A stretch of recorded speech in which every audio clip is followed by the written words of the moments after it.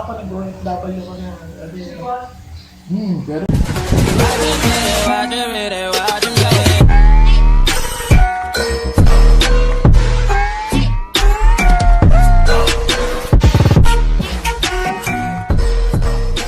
Yung mga jeep nyo dati, nandiyan pa din yun. yun na. Bali, halos, noon halos linggo ko nakakabangga ang hit ko eh. Mga nababangga, hindi basta kung lang halimbawa, kaya ng mga Innova, Ang mga kotse. kotse. Merong nabangga siya na, noong una, magkasunod na linggo, Hilux. Nako. Uno lakas. Yung mga Diba? Puro doon sa intersection ng sa Tagaytay lahat. o yung palabas. Tapos yung sunod na linggo, yun ang pinakamabigat, yung bearing double yun na dalawa lang sila sa Pilipinas na meron spot. Division. Hindi, anong nangyari kasi noon, ang tinuturo ng mga pasahero, talagang intersect, biglang lumabas yung vendor, hindi nila kabisado yung daan eh. Pagdating yung jeep ko. Namangga siya, ilang pass na yung kotse eh. Ayun lang. Eh ngayon, hindi. Yung mga pasero, kinuha nila na yung matanda ng kasalanan kasi lumabas. Ewan mo sa tagal na sa kalye, kasi bumangga sa puwet eh. Oh. Talagang ito ang talo, tama. mayaman pa. Tapos sabi sa akin, nangyari yung mga alas 2, nakauwi ako mga mag-alas 4 kasi galing ako Maynila. Bumili nga akong piyesa. Pagkatapos mo, tinanong ako noon, bakit niya? Sabi ko, bumili kasi ako ng piyesa. Pero pagkita ko agad sa kotse, kasi ang BMW, pag tinama mo sensor sa puwet, dumapa na, parang nabaksak pala yun. Lapat. Tinamaan ng sensor. Kasi yung pag tumatakbo yung bumubuka, parang may hangin siya. Tinamaan sa sensor, dumapa na siya. Hindi mo mahihila yun, nakalapat yung body niya sa... Siguro parang hindi siya pag aksidente, hindi gumulong ano. Parang... Hindi naman. Pero tinamaan ng sensor, bumaba. Hindi ngayon mabatak sa gitna. Nasa gitna siya. Kaya pero pagdating ko, nakita ko agad, wala pa naman pulis. Meron na, may mga pulis na roon. Ako na lang na-attend nila kasi hindi makapag-decision sila. Pagdating doon, sinabi ko na agad, sinabi ko agad, sabi ko, talo na ako. Hindi na ako lalaba kasi hindi ko mauubra, may yawak sila. Sabi ko, talo na ako kung hindi na ako nakakagigil ko sa'yo. Tapos tanong sa akin yung kanya, ano ba nakaka mo? Kaya ko, anak ko nga si Cedric at si Liana, nakakit ko yun. Gumano lang. Tapos, ang hiling niya sa, alam mo kung magkano lang ring? Yung ring lang niya, yung tinamaan. 450,000. Laki. Buti ka sa kalahating nito. Oo, ang presyo ng jeep ko sa iyo. Sabi ko, talo na ako. Parang isang jeep na hindi. Tsaka wala siyang makukuha sa akin. Alam mo naman sa iyo, transport ang negosyo ko eh. Wala akong ari-arian na nakapangalan sa akin. Kahit matalo niya ako sa Sugado, ako wala naman sa akin. Hindi. Ano lang, mababatok nila sa akin. Kaya hiling niya sa akin, benta mo yung jeep mo. Yung jeep mo. Yung palang plano niya, parang tawa siya sa akin. Dati, yung mika niya yung dati siyang mahirap na lumandi siya. Yung mga talaga. After 1 year ko pa nalaman, nung nakabangga ulit yung kasi sa kong jeep na, bali lang pa rin, naibento ko na yun. Inaantay ko nga siya, diba, bayad ko. Nakabangga ulit yung isa, yung isang jeep. Innova naman, bago rin, naka-plastic pa. Kinamaan ng tambucho sa likod nagas-gasa, wala ng pulis. Sir, wag na rin tanggalin ng driver niya na participation fee. Sila, ati na lang sila ng kanya. Sabi niya, kala ko yung sabi gano'n. Kala ko tinatawag ng mga jeep mo. Yun nga wala itinira ko. Sabi, kumusta na ang labang ng jeep? Wala na, naawa na sa'yo, kumuha na lang ng police report. Hindi ka na siningil. Wala. Pero sinabi niya sa akin, natin sila ng RGG, hindi kayo kayayaman dyan. Yun. Kaya, inalis ko na sila. Pinabenta na sa mga kapalitan. Hindi na. Meron ako isa yung nakakungit, pinapalitan ko na nagkasakit kasi na ako, nag-abitigo na ako. Pero, nahilig ko sa kanya. Kaya ang dami ko sa sasakyan doon. Ganon naman. Yung nagkasakit na ako, pinakamabigat daptigo. Saan ba ang parte? Tenga raw yun. Sa click dito? Dito, yung di balance ang tubig ng tenga. Sa tenga? Alam mo yung sa akin, nakasakit ka na hindi, nakasakit yung first wheel. Hindi nawawalan dyan. Isang oras na gano'n, mahigit isang oras. Gano'n ang pakiramdam. Gano'n kayo. Na pag masusuka ka nun. Eh, matibay kasi ako sa suka eh. Hindi na naman ako mapapasuka. Kasi nung bata pa ako, may training sa amin. Kasi parang dati akong kan eh. Nag-aaral din ang konting self-defense na. Kaya matibay ako sa yun ang naging problema ko talaga. Hindi ko makayanin yung umiikot na. Oo. Yung kausap kita, ikaw na ikot ka pa, ikot-ikot ka ganyan. Para kang lobo. Parang lobo na may hangin na bitawan. Oo, kaangat lang. Hindi kaya sumuko. Kaya parang dati nga naman ako yung mga truck. Wigo nga lang kaya nag-wigo ng gold. Minsan nabit ko pa. Hindi ko Di ba ka mag-grad ngayon dati? Talagang ako na. Mahina na kalkulasyon ko. Saka atake na sa akin. Sabi nga, kaya nga dito, pila ko na sa kabila. Kaya si kapatid na Diyosin yun. Pila ko'y sinusunod. Nauwi ako. Kasi baka nervous siya sa akin, pero ko sinumpong. Ay, yung bigyan ng problema yan. Dati rin naman akong buwan bago ko napunta rito. Supporter din ako. Basta gusto ko lang matulong. Wala sa akin. Napunta ako halos nung ginagawa ko kahit ito uwian ako. Yung hapon. Hindi ka na malilibang ka rin talaga kasi. Kasi ako nung nauwi ako ng Palawan, buwan ako doon. Gubat din doon. Lagi ako nasa gubat. Eh dito puro doon. Kaya ko din. Parang nakakawiling nga sa Kaya naalis sa stress. Oo, isa pa. Kaya gano'n ang story. Kaya marami nakakita sa akin na yung sumidala akong sako. Puro gamit yun. So, lahat ng tools. Medyo hindi ko pa kinakalimutan ng mga trabaho ko. Kapag sa akin. Ngayon talaga totally. Nagagawa ko naman kaya lang nag-iisip pa ako. Gaya nito, ang ginawa yung mga electrical na yan. Yung iba, siyempre yung mga nababasa ko kasi hindi ako sumunod sa standard. Hindi naman ito ginawa na kasabay ko yung, di ba pinag-babahay kasama ng electrical. Nauna yan eh. Bago... Yung ginawa naman ito, hindi kasabay yung electrical. Ay, hindi sabay. Dapat makaplano na yun bago tayo yung Pilipinas. Kaya nung kahit nung ginawa ko, gagawin na ngayon, ang plano ko ganyan. Hindi nakaayon. Kasi ako nung nasa Saudi ako, halos yung mga plano sa akin dumadaan. Ganun na ako. Kasi ka din pala kasi yung assistant kang maintenance ako, yung ganun din plano rin sa akin. Plumbing, electrical, lahat hawak ko dun. Ganun ako. Hindi lang ako pwede kasi hindi naman ako engineer. Hindi ako pwede ka lang. Siyempre, mas magaling naman yung experience ko sa kanya. Hindi ka talaga ito. Kaya assistant lang ako. Pero ako silbi. Renovate lahat ng mga bahay. May trabaho ko doon. Pero bata pa ako doon. 20 plus pa ako noon. Ang agaw pa lang. Bata pa ako doon. Marcos time pa lang. Pero maganda rin kasi pag bata ka pa nag-OFW ka na. Pero ako na ko sa puti ang ano ko. Hindi ako. Tapos O hindi German. Kaya nung nag-Saudi, sabi niya, ikaw lang ang Saudi, hindi mo ako mag-alabo. Iba pa kami, nasa ako naman, sa company ng Arab ko. Doon ako nagtatrabaho. Sa haba na explain. Ano na ako, 60 ko na. ilang taon ka na rin? 62. 60 ka na.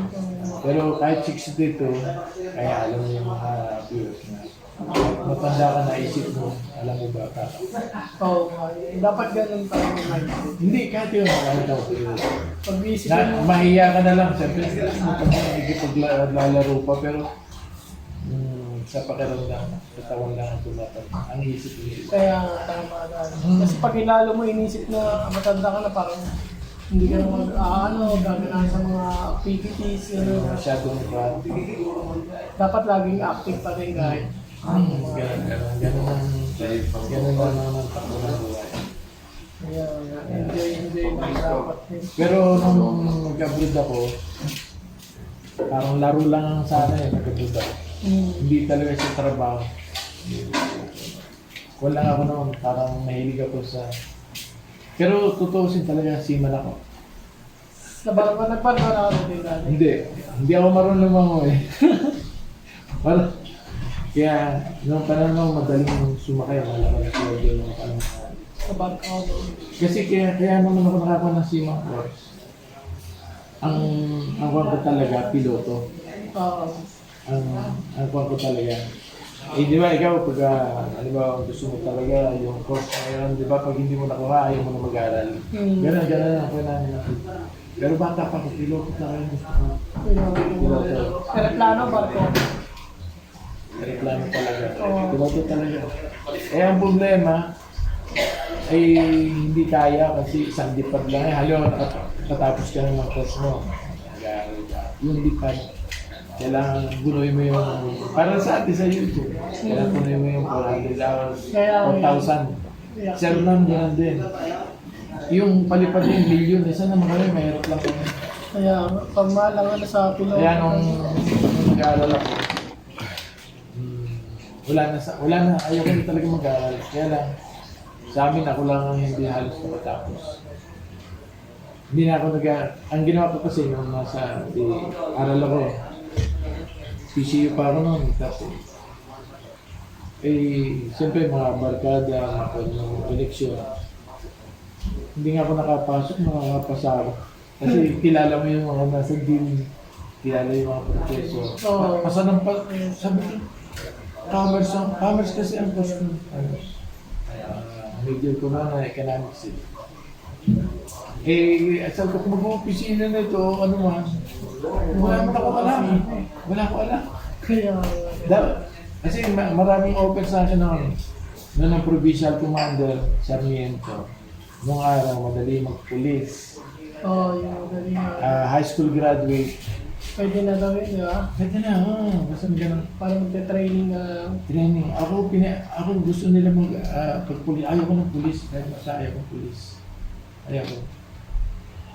Sabi ko, kung pipilitin niyo ako na magpulis, magsusundalo ako, ayaw nila ako tayaga kasi dadalhin sa hulo. yung mga. Yung panahon namin, kahit tanong mo sa matatanda. Parang IPA nun eh. Oo, panahon basta sundalo, hulo dadalhin. Minda daw agad ang bagsak. Ako payag, sige. Basta ayaw ko pulis. Kung na ako noon, kasi kung na ako noon, halos, basta gusto ko piloto, wala talaga. Tanggap ko na mahirap talaga, hindi kaya. Di na. Napasok na ako ng commerce nga. Nainip ako. Parang akong labas na kami doon Yun ang nagtatalo na pinagpupulis ako. Ayaw ko, gusto ko sundalo. Ayaw naman pumayag yung provincial commander, yung kamag-anak natin. Na magsundalo ako. Naigipay ka kung commerce na pumasok ka na lang ng magsingawa ka. Yung Coast Guard o ano man. Sige. Parang ayaw ko pala. Ginawa ko. So, bakit ko pa? Ngayon, kumuha ko ng exam sa Don Bosco sa Tundo. Naging ko yun. Doon ako, nakapasa ako doon. Doon training din. May hawak kay Coast Guard. Yun na, nagkaroon ako sa Simambuk. Ang Simambuk ko pa ang laki. Kung ang Simambuk ang laki, gata naman ako ng Simambuk. Manghe, parang passport lang. No, naku, laki. Tapos, madaling sumakay na ako sa hindi ko naman ginamit. Gusto ko lang makakuha ng parang diploma. Minatapos ako. Tapos, nung natawag sa iyo, nagtaka yung mga kasama ko, ilang sulat na sa akin school kasi kailangan nilang isakay eh. Kailangan nilang may sakay ko kasi doon kukunin yung pondo para doon sa mga susunod. Parang ibig sabihin, pag nagtrabaho ko, hindi man ako magbabayad yung agency. yung agency. Yung mga walang pa eh. Yung mga William Lines, yan ang magaganda ba ito mo. Pampayan. Tapos, anong nangyari? Ang tatay ko naman, yung kapatid ko nakapunta ng abroad. Yung kuya ko, hindi na sweldo. Eh, siyempre panganay. Kanya yun. Pit niya yun. Laging na paglasing ang tatay ko naiyak. Tatay niya rin panganay, hindi na sweldo. Sabi ko, sige, susundan ko na lang. Para may mag-alaga sa iyong buwan. Pagkaraan isang linggo nakaalis ako. Biro-biro. Kasi madali naman ako makapagtrabaho. Yun, ganun yan naging trabaho. Tiga-supply sa kapatid ko ng yung panganay. Nakatira ko ng mga maganda kumpanya na puntahan ko eh. Kaya, swertihan lang din kasi dahil pag mag-go. Sila hindi na sweldo, malimit ako napapatawag sa opisina kasi hindi ako nakakuha ng sweldo. Kasi, Pinsenas eh. Pinsenas? Oo, sila, buwan din na sweldo. Ako, Pinsenas, tuwing 15 days. Di ba pag sa abroad, buwanan talaga yan? Hindi, German company. German nga. Makuha sila sa pamilya. Pinatatawag lagi ako. Eh sabi ko, binata na ako. Tapos, diba sa nasa, ako naman ako, housing, sabi, mga pamilya, mga puti. Naging babysitter naman ako. Hindi naman sabi ko, pwede mo kayo mo, ayaw nilang kunin kasi, ayaw nila kasi anak nilang babantayan mo. Ayaw nila kung, kasi kilala nila ako. Ganito rin ang puno rin. Swerte nga ako ang puno. Yung mga damo, yung mga puti, may swimming pool sila, sa babae ako meron. Ibig sabihin nakikita ko sila, naka-bathing suit. Saud din. Walang babae dyan. Kaya kasama ko mga puti. Pero hindi mga Arabo yun. Hindi, wala. Bawal. Muslim sa Aramco. Hindi sa kapit. May mga baboy nga, may alak. Hindi pala Islam. Hindi, pero Saudi. Sa Saudi sila. Al-Kubar ako eh. Al-Kubar malapit na sa Damam yun eh. Damam. Tapos Bahrain na. Ngayon sa Bahrain. Tulay. Yung panahon ko ginagawa yung tulay na yan. Yung Bahrain. Tapos sa kabila. Kasi ngayon, doon dati na ngayon eh, maraming Pilipino community na doon. kahit na, open na yan.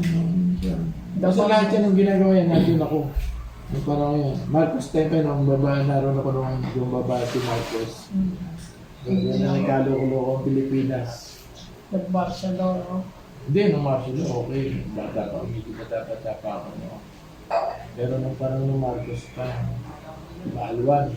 Para ka lang ko, pupunta pupunta ka Saudi? No. Marcos na yung madaling pumunta sa Saudi. Hindi gaya ngayon. Ang hirap na ngayon dito.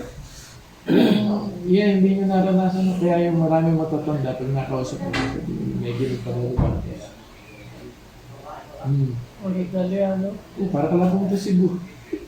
Kaya ako nga. Wala lang yung visa. Meron. Ganon din ang procedure. Hindi ganon kapan. Kaya hindi napayag ang gobyerno ng mababang sweldo.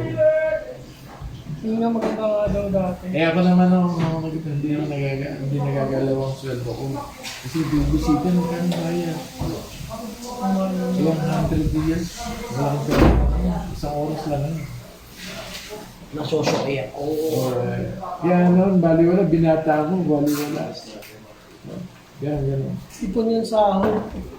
Palibasa, binata. Wala naman ako asawa. Wala masyadong Hindi ako masyadong nag-iipon ngayon. Pero, binata pa ako, bata pa ako. Ibahan na ako. Kasi ibang presyo. Kasi nakikita ko yung mga iba.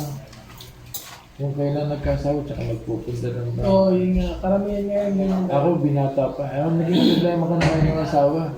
Kasi, mahirap din pala magkuha ng wala ka asawa kasi gusto kayo pagawa yung wala ka katuwang. Yan. Mahirap nga rin. Mag-isa tayo. Yan ang nag-asawa na ako. Para nangyari nung halos 4.5 years nung nag-asawa ako last year na. Ibig sabihin yung mga kaapat na. Ay palabas yung mga kasama ko, yung mga asa. Ako hindi na bumalik. Kasama ko. Kaya nga mahirap na bumalik. Hindi ko na iniwan. Hindi, ang nangyari, parang balik ulit ako sa zero. May bahay na ako, wala naman ako. Basta wala akong... Walang panimula. Wala, zero talaga. Alam mo naman, di ba? Kung ito, zero talaga. Zero. Di, siyempre may asawa, wala. Balik ka sa dati, zero. Totoo si Sabi. Ayaw maniwala yung nag-umpisa ako sa pagkatricycle. Yung are-are ko. Oo, natin. So, yung mga nakakita yun, kala nila mayaman ako. Sita ko. Ayaw maniwala yung iba. Yung mga tao pa galing sa pagkatricycle. Hindi ako. Kasi binata ako ng gabot. Po! Sige po, ingat po. Salamat kayo rin. Ayun. Kaya makikita mo yung akala nila mayaman nila sila. Hindi yun. Yung kasi tingin na iba no, pag OFW, akala nila mayaman ka rin. Pero hindi, halos kasi nga, gaya ko na, binata ako na nag-abroad eh. Nung nag-asawa ako, tumigil ako. Siyempre pag binata, kasi sa akin ka pero Kaya nga wala. padala, puro tulong dito, tulong. Tulong. Parang wala na yung Padala lang padala, no? Kasi nung siyempre, tulong. so, may kailangan tulong ka. Siyempre, wala ka namang, di ba, kada mo naman buhay ng binata na, wala kang sagasa. Kaya kailangan maisip pag may asawa ka na. Ganito pala, pag mga hospital, mga bata may sakit. Kailangan talaga ng pang-emergency fund pag pamilya na eh. Kaya na ako, sipag ako mo, puro biyahe. Umpisa ako sa nakaranas akong kilabasan na. Hindi ako wala ako ang pinag... Basta nung nag-asawa ko, nakilabasan ko na ako. Wala eh. Zero. Eh, ang tatay ko naman dati nagpa-tricycle. Sabi niya, ang tatay ko nagkataon nagbenta ng lupa sila. Sabi ko, bilhin niya ako kahit... No, ang tricycle mura lang, 20. 30,000 meron na ata. 25, may sidecar na. Mura dati, iba ngayon. Hindi ko makakabili ng ganun. Basta ganun. Sabi ko, papayaran ko. Sabi niya, walang yayaman sa magta-tricycle. At yun na nga mga kamilyones.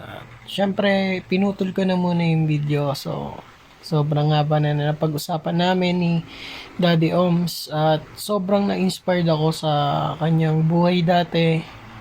Sa lahat ng mga pinasok niyang trabaho. Talagang nakaka-inspire. So, iba talaga yung nakikipag-usap ko sa matatanda. Siyempre, malaking aral yun na pupulot mo sa kanila, di ba? So, experience, mas maganda yung nakakausap ka talaga ng mga mas matandang tao sa'yo. Kasi, yung mga pagdadaanan mo, napagdaanan na nila yun. So, salamat kay Daddy Oms sa ating kwentuhan. So, talagang malaking aral ang napulot ko sa mga advice, di ba? Sa kung paano mabuhay ng pagsisikap, sipag. Talagang proud ako sa'yo, Daddy Oms. Ang daddy namin sa Team Kapanalig. So, thank you so much. Supportahan po din natin si Daddy Oms. So, yun lang po. Hanggang dito na lang po muli ang ating vlog. At maraming salamat po. God bless. And thank you so much po sa inyong lahat.